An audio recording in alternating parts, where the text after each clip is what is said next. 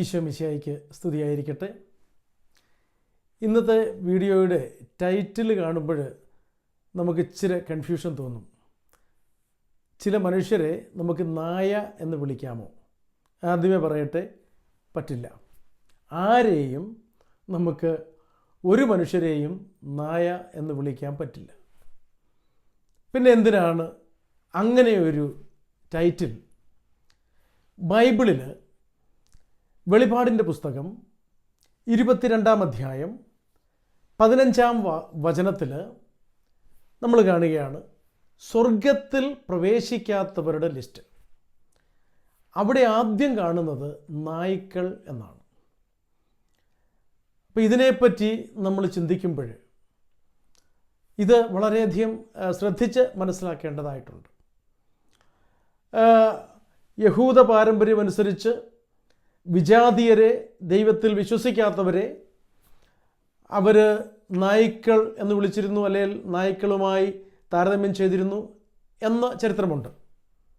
എന്നാൽ ഈ വെളിപാട് പുസ്തകത്തിലേത് അതല്ല. കാരണം ഇത് പരിശുദ്ധാത്മാവ് വെളിപ്പെടുത്തിയതാണ്. ഇത് പരിശുദ്ധാത്മാവിൻ്റെ വെളിപ്പെടുത്തലാണ്. സ്വർഗത്തിൽ നായ്ക്കൾ പ്രവേശിക്കുകയില്ല. അപ്പോൾ ഏതായാലും ഇത് നമ്മുടെ സ്ട്രേ ഡോഗ്സിനെ പറ്റിയൊന്നുമല്ല. ഇത് ചില കാറ്റഗറിയിൽ പെടുന്ന മനുഷ്യരെ പറ്റിയാണ്. ഇതിനെപ്പറ്റി കാര്യമായിട്ട് മനസ്സിലാക്കണമെന്നുണ്ടെങ്കിൽ നായയുടെ, നാടൻ ഭാഷയിൽ പറഞ്ഞാൽ പട്ടിയുടെ ചില സ്വഭാവങ്ങൾ നമുക്ക് മനസ്സിലാക്കണം. നമുക്കെല്ലാവർക്കും അറിയാവുന്നതുപോലെ പട്ടിയുടെ പൊതു സ്വഭാവങ്ങൾ, ഏത് പട്ടിയെ എടുത്താലും അതിൻ്റെ സ്വഭാവത്തിൽ പൊതുവായി പെടുന്ന 3 കാര്യങ്ങളുണ്ട്.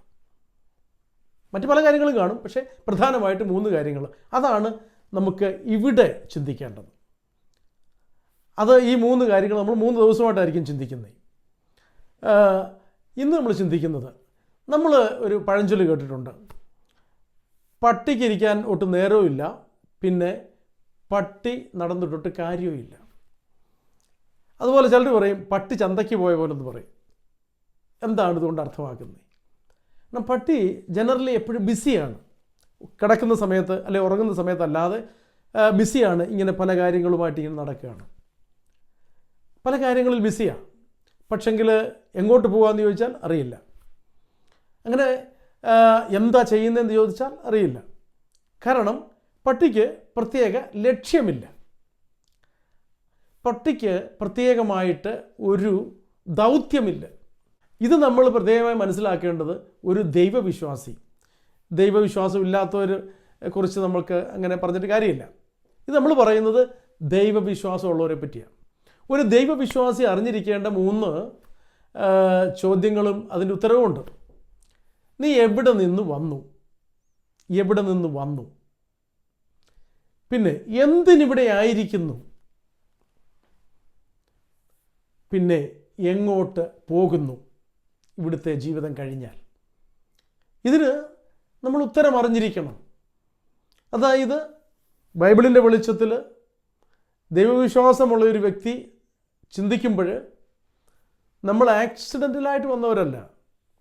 നമ്മൾ ദൈവത്തിൻ്റെ പദ്ധതി പ്രകാരം ദൈവത്തിൽ നിന്ന് വന്നവരാണ്. രണ്ടാമത്, എന്തിന് ഇവിടെ ആയിരിക്കുന്നു എന്ന ചോദ്യം, അത് ദൈവം നമുക്ക് ഓരോരുത്തർക്കും ഓരോ ദൗത്യം ഏൽപ്പിച്ചിട്ടുണ്ട്. ആ ദൗത്യത്തിൻ്റെ പൂർത്തീകരണത്തിനാണ് നമ്മളിവിടെ ആയിരിക്കുന്നത്. ഇത് കഴിഞ്ഞാൽ എങ്ങോട്ട്?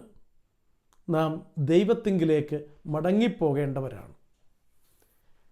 ഈ ഒരു 3 ചോദ്യവും 3 ഉത്തരവും ഇത് വളരെ പ്രധാനപ്പെട്ടതാണ്. അപ്പോൾ യഥാർത്ഥത്തിൽ നമ്മൾ സ്വർഗരാജ്യത്തെ ലക്ഷ്യം വച്ച് ജീവിക്കേണ്ടവരാണ്. എന്തുകൊണ്ടാണ് നമ്മളിവിടെ ഈ നായയുടെ കാര്യം പറയുന്നത്? നായയ്ക്ക് പ്രത്യേക ലക്ഷ്യങ്ങളില്ല. ഇവിടെ ലൂക്കായുടെ സുവിശേഷം 14-ാം അധ്യായത്തിൽ നമ്മൾ കാണുന്ന ഒരു കാര്യമുണ്ട്. അവിടെ ഒരു വിരുന്നിൻ്റെ ഉപമ, അതിൻ്റെ 16 മുതലുള്ള വചനങ്ങൾ നമ്മൾ ധ്യാനിക്കുമ്പോൾ, ഒരുവൻ ഒരിക്കൽ വലിയ ഒരു സദ്യ ഒരുക്കി വളരെ പേരെ ക്ഷണിക്കുകയും ചെയ്തു. സദ്യയ്ക്ക് സമയമായപ്പോൾ അവൻ ദാസനെ അയച്ചു, ക്ഷണിക്കപ്പെട്ടവരെ അറിയിച്ചു, വരുവിൻ, എല്ലാം തയ്യാറായിരിക്കുന്നു. എന്നാൽ അവരെല്ലാവരും ഒന്നുപോലെ ഒഴികഴിവ് പറയാൻ തുടങ്ങി. ഒന്നാമൻ പറഞ്ഞു, ഞാൻ വയൽ വാങ്ങി അത് പോയി കാണേണ്ടിയിരിക്കുന്നു, എന്നെ ഒഴിവാക്കണമെന്ന് ഞാൻ അപേക്ഷിക്കുന്നു. മറ്റൊരുവൻ പറഞ്ഞു, ഞാൻ 5 ജോഡി കാളകളെ വാങ്ങി അവയെ പരീക്ഷിച്ചു നോക്കാൻ പോകുന്നു, എനിക്ക് ഒഴിവ് തരണം എന്ന് അപേക്ഷിക്കുന്നു. മൂന്നാമതൊരുവൻ പറഞ്ഞു, എൻ്റെ വിവാഹം കഴിഞ്ഞതേ ഉള്ളൂ, അതിനാൽ എനിക്ക് വരാൻ നിവൃത്തിയില്ല. ഇതെല്ലാം ആവശ്യമുള്ള കാര്യമാണ്. ഇപ്പോൾ ഇവിടെ പറഞ്ഞ വയൽ കാണണം, കാളകളെ ടെസ്റ്റ് ചെയ്യണം, അല്ലെ കല്യാണം കഴിഞ്ഞാൽ ഭാര്യയുടെ കൂടെ പോകണം, ഇതെല്ലാം ആവശ്യമുള്ള കാര്യമാണ്. പക്ഷേ എവിടെയാണ് പ്രശ്നം? വളരെ പ്രധാനപ്പെട്ട യജമാനനൊരുക്കിയ വിരുന്നിന് വിളിച്ചപ്പോൾ അതിന് പോകാതെ, അത് ലക്ഷ്യം വയ്ക്കാതെ മറ്റു കാര്യങ്ങൾക്ക് പോകുമ്പോഴാണ് പ്രശ്നമാകുന്നത്. ഇവിടെ യജമാനനൊരുക്കിയ വിരുന്നിൽ പങ്കെടുക്കുക എന്നതാണ് ഏറ്റവും പ്രധാനപ്പെട്ടത്. അല്ലാത്തപ്പോൾ മറ്റു കാര്യങ്ങളൊക്കെ ചെയ്യാം. പക്ഷേ ഈ യജമാനനൊരുക്കിയ ഏറ്റവും പ്രധാനപ്പെട്ട വിരുന്ന് വേണ്ടാന്ന് വെച്ച് മറ്റു കാര്യങ്ങൾ ലക്ഷ്യമാക്കി പോകുമ്പോഴാണ് പ്രശ്നമുണ്ടാകുന്നത്. നമ്മളും സ്വർഗരാജ്യത്തെ ലക്ഷ്യം വെച്ച് ജീവിക്കാൻ വിളിക്കപ്പെട്ടവരാണ്. എന്നാൽ ആ ലക്ഷ്യം മാറ്റിവെച്ച് നമ്മൾ ഇതുപോലെ ലോകത്തിൻ്റേതായ പല കാര്യങ്ങൾക്കുമായി മാത്രം ഓടുമ്പോൾ നാം യഥാർത്ഥത്തിൽ നായയുടെ കാറ്റഗറിയിലാകുകയാണ്. കാരണം ലക്ഷ്യമില്ലാത്തവരായിത്തീരുന്നു. അതുകൊണ്ടാണ് വെളിപ്പാട് പുസ്തകത്തിൽ നമ്മൾ സ്വർഗത്തിൽ കയറാത്തവരുടെ ലിസ്റ്റിൽ നായകൾ എന്ന് കാണുന്നത്. അതുകൊണ്ട് പ്രിയപ്പെട്ടവരെ, നമ്മൾ ഒരു ദൈവവിശ്വാസി സ്വർഗരാജ്യത്തെ ലക്ഷ്യം വെച്ച് ജീവിക്കേണ്ടവരാണ്.